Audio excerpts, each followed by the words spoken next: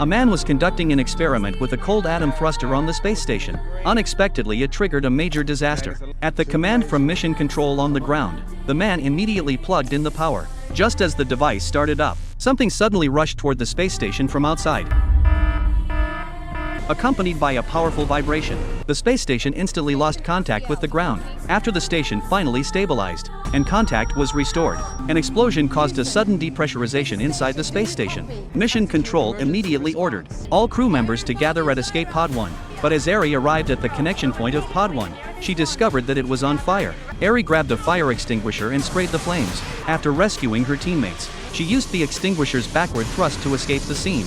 Then she headed to Escape Pod 2. Just as they closed the door, a voice for help came through the headset. When the crew arrived, Jack was bleeding heavily from his hand. In the end, Jack died from blood loss. Another teammate reported the space station was severely damaged. A large amount of oxygen and pressure were leaking. Currently only Escape Pod 2 was functional, but it could only hold 3 people. As time passed, oxygen in the station dropped below 30%. Eri, as the commander, decided to personally go outside the station for repairs. She reached the damaged area and secured a rope. Upon closer inspection, she found all the wiring was completely severed. When she tore away the covering, she found something inside. She forcefully pulled back all the covers, and to her shock, it was the body of a female astronaut. This news instantly changed the expression of the top commanders on the ground. Some even needed medication to calm their shock. Jack's death meant the experiment could not continue, but the space station couldn't be abandoned, so the 4 of them had to leave one person behind to replace the damaged battery and use it to automatically return the station to Earth.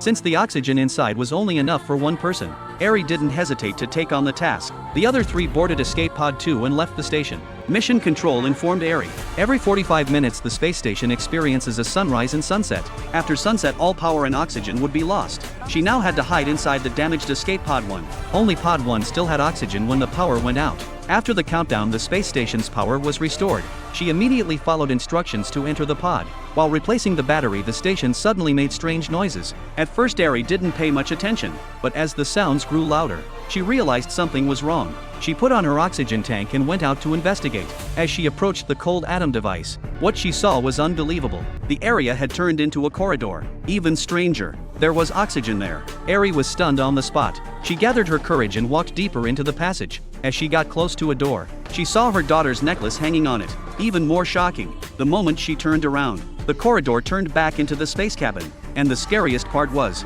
those few seconds had actually lasted 9 hours. I've lost time. I've lost hours.